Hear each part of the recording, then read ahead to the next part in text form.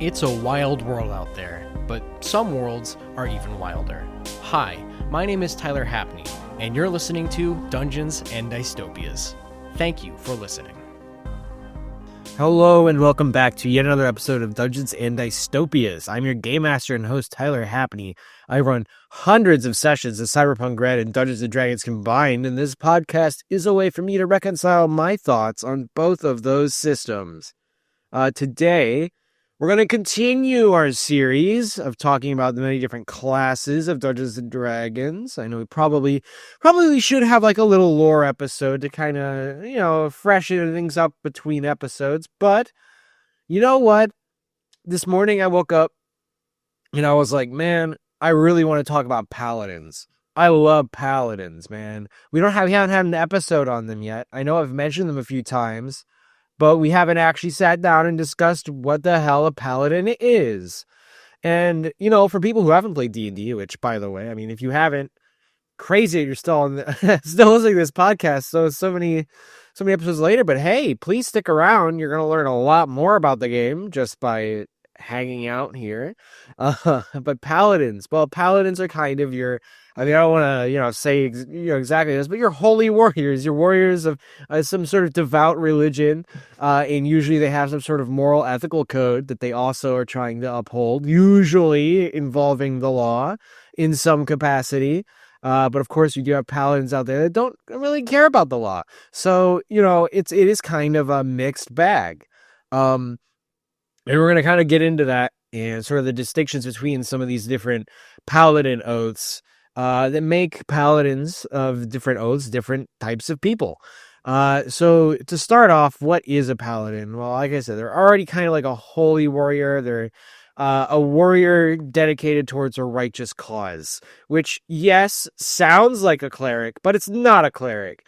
It's like a cleric if they were more dedicated to beating things up than they already are. And I don't think clerics necessarily have an oath, but they definitely do have a connection to their deity, if that makes sense. All right, well. What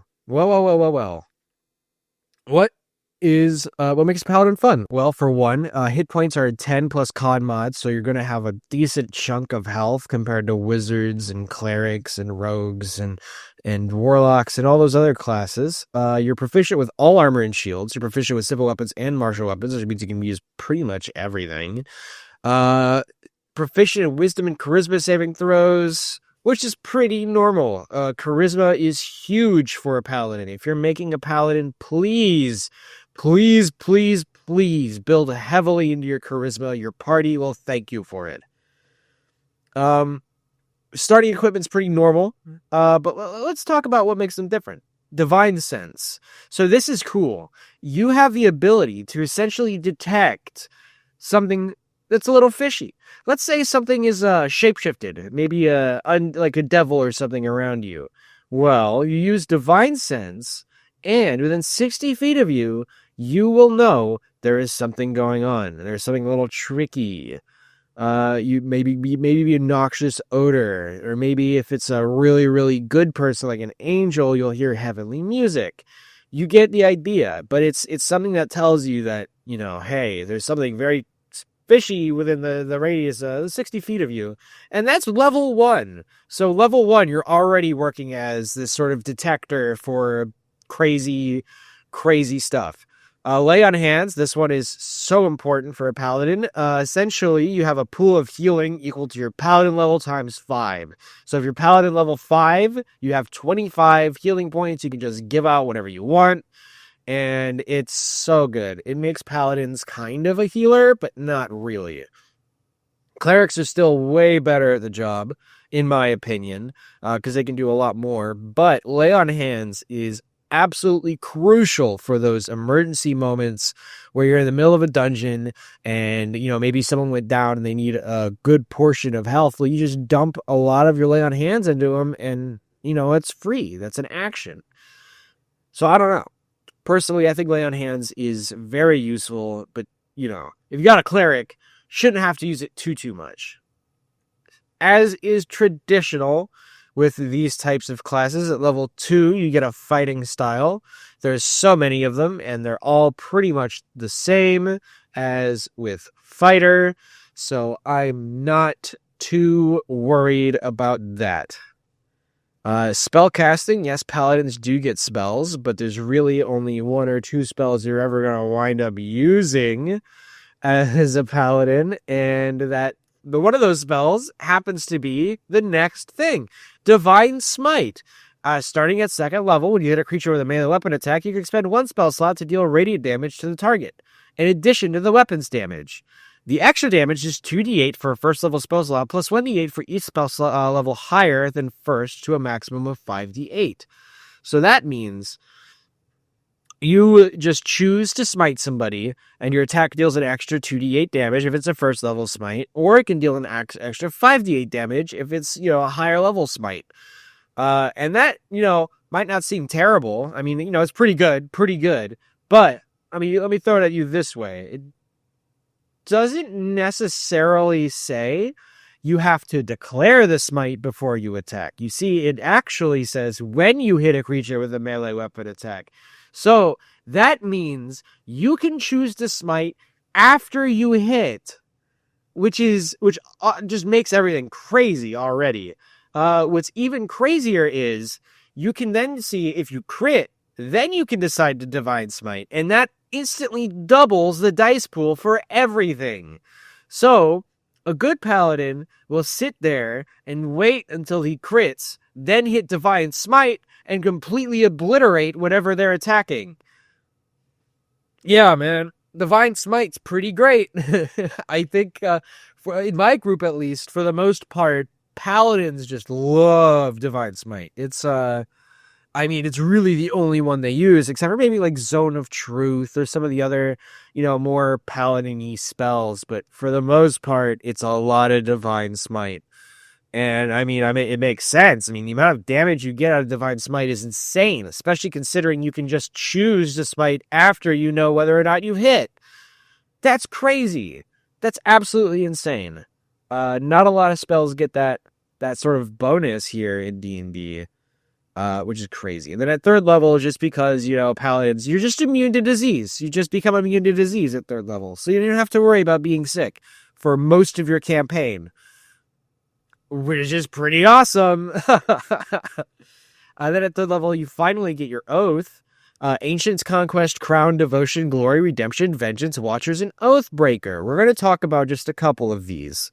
I like Crown and Devotion a lot because they are, to me, really feels like definitely the most paladin-y type of thing. The Oath of Crown, these are paladins that are sworn to the ideals of a civilization, fealty to a king or a kingdom or something like that. They are definitely very lawful.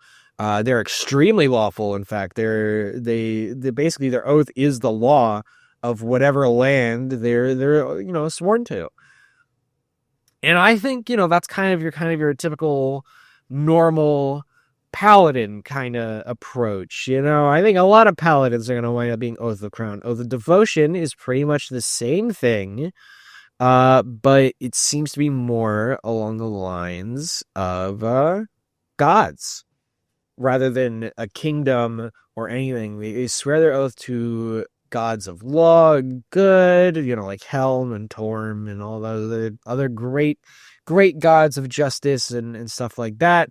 But it's a very similar kind of oaths, Crown and Devotion, but very different in the sense that Crown is devoted to a ruler or a kingdom, whereas Oath of Devotion is dedicated to a god. And that could make some very, some nuanced kind of decisions, sort of differences.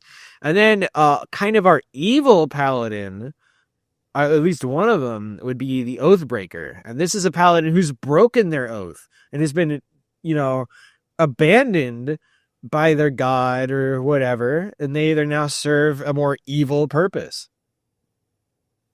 And these paladins have a lot of things like Animate Dead, Darkness, Crowd of Madness, Inflict Wounds, some of the more evil kind of flavored spells. They also have the ability to control undead, and undead around them get a serious boost to their abilities. So ultimately, if you're going to have a necromancer on your team, it might not be a bad idea to also have an Oathbreaker. Just an idea. So coming on, we obviously get oath spells, which are all spells related to our oaths, and you get our Channel Divinity. Channel Divinity, very fun.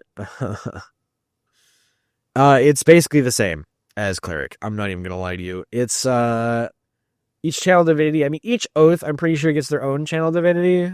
Control Undead, pretty much like I said, Oathbreakers, Control Undead. Crown gets You're Never Gonna Guess, Champion Challenge, and Turn the Tide. There's just a lot of different Channel Divinities per oath. Each oath gets 2.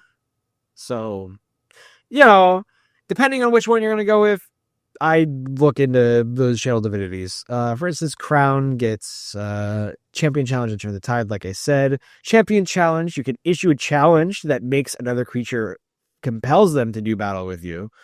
If they fail a wisdom saving throw, they cannot move willingly more than 30 feet away from you. So that's pretty cool. You can keep them within kind of your range. And then Turn the Tide, you can bolster injured creatures via Channel Divinity. Each creature of choice that can hear you within 30 feet of you regains hit points equal to 1d6 plus Charisma modifier, which should be 5 if you're going full Paladin. Definitely increase your Charisma high. If it has no more than half of its hit points, which is kind of a huge thing there. But you get the idea. Each oath has its own Channel Divinities. You get ability score improvements, traditionally the same as always, 4th, 8th, 12th, 16th, 19th. Very nice. Extra attack, you get a level 5, which is also pretty normal. Aura of Protection is a fun one. Whenever you or a friendly creature within 10 feet of you must make a saving throw, and this is any saving throw, the creature gains a bonus to the saving throw equal to your Charisma modifier. Once again, there's Charisma out there. If you have this higher than anything, you're going to make your team a lot hardier than your normal adventuring party. You must be conscious to grant this boost, which obviously. And at 18th level, guess what? Range of this aura increases to 30 feet. Will you make it to 18th level ever? Probably not. But if you do, there you go. Aura of Courage. Starting at 10th level, you and friendly creatures within 10 feet of you can't be frightened while you are conscious. So at 10th level, you just completely remove the frightened status from the game. Very fun. And you'll never guess. At 18th level, the range of this aura also increases to 30 feet. Pretty nuts.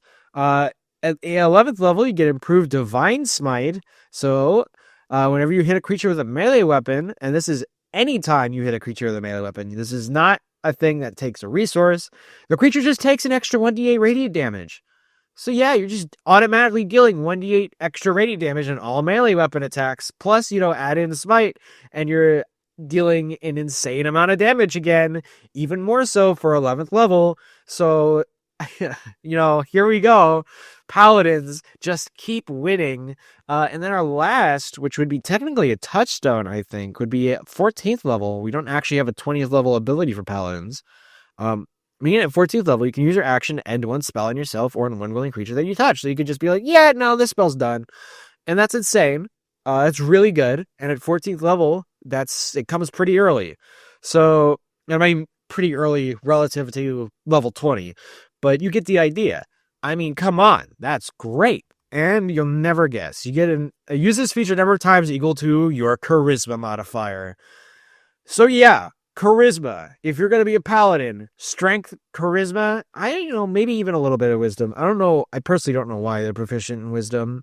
I'd put them in Strength personally. But yeah, there you go. Paladin, absolutely crazy class in Dungeons & Dragons. One of my favorites, because they have the ability to completely alter the course of a campaign, depending on just how dedicated they are to whatever they've taken an oath to. I mean, Paladins who have taken a serious oath to, a region or a land or a god, it's always fun to throw in a little bit of like a moral quandary there, where it's like, hey, you have something that because of your oath you are inclined to do, but it might not be something you morally agree with. And that's something you can kind of come in and experiment a little bit with your players and maybe see how flexible they think their oath is. And if it gets really bad it's always fun to bring out the Oathbreaker, you know? So, end of the day, Paladins, really fun class. They have a ton of potential, and I love seeing Paladins around. I know a lot of people roleplay them as kind of just sticklers for the rules, don't really go or vary, no variation between them, but I think there's a lot of room for flavor here where you could feasibly have a paladin working alongside a couple criminals, and that still wouldn't be against their oath. So I don't know. When it comes to paladins, I say just get creative, go nuts. Just make sure you're sticking within the realms of your oath, and everything else is going to fall into place. All right, let's talk about our monster of the week. And this is one I haven't talked about at all. I don't think I've mentioned this guy or these guys at all in the podcast.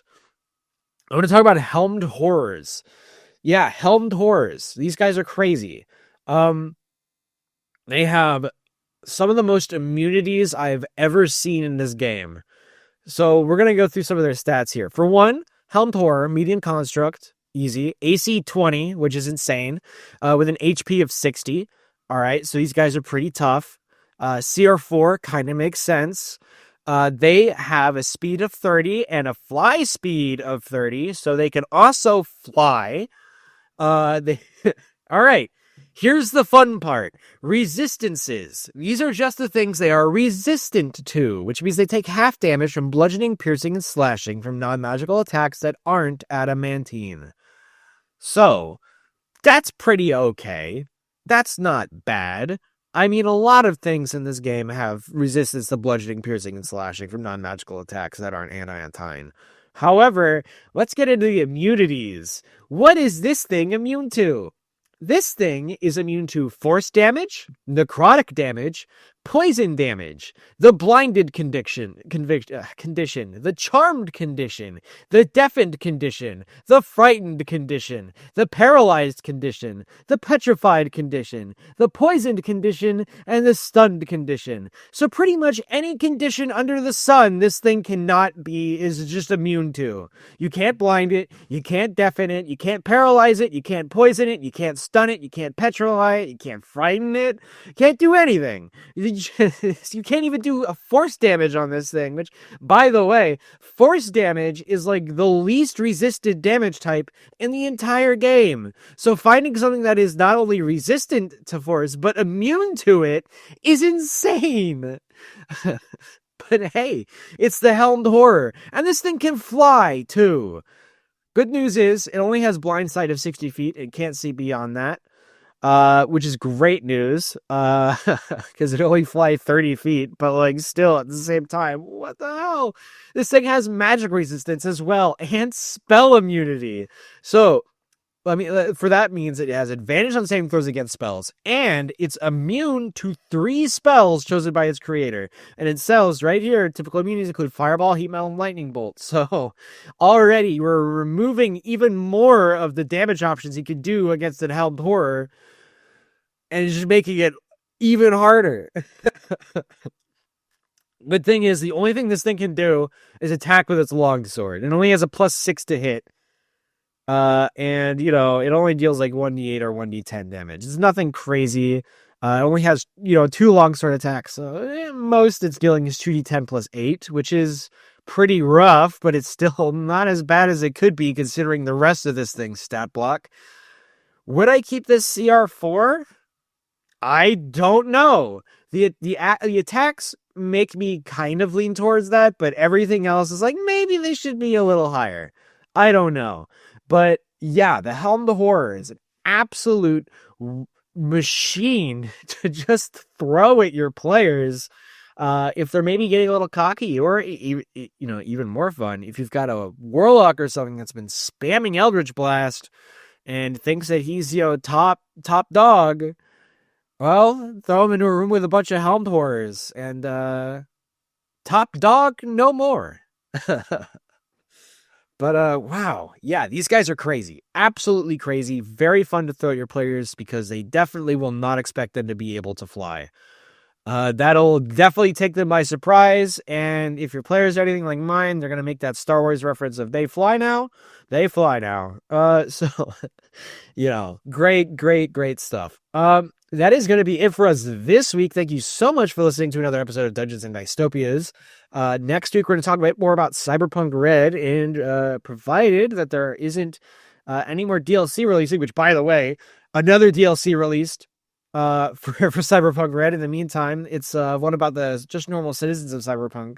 So, we might have to talk about that one. Or I might choose to talk about one of the gangs that I mentioned I would talk to you about, whatever. And hey, don't think I've forgotten. There's still an announcement coming up, a pretty big one too. We're working on some stuff behind the scenes. And by we, I mean, yes, multiple people. That's right. It's not just me. But what could possibly be going on? Well, maybe one day soon, you're going to be able to open up YouTube and see a video of me DMing something. No, not all bark for my bite. Anyways, hey, I'm Tyler Hapney. This has been Dungeons and Dystopias. Please come back next week, and thank you so much for listening.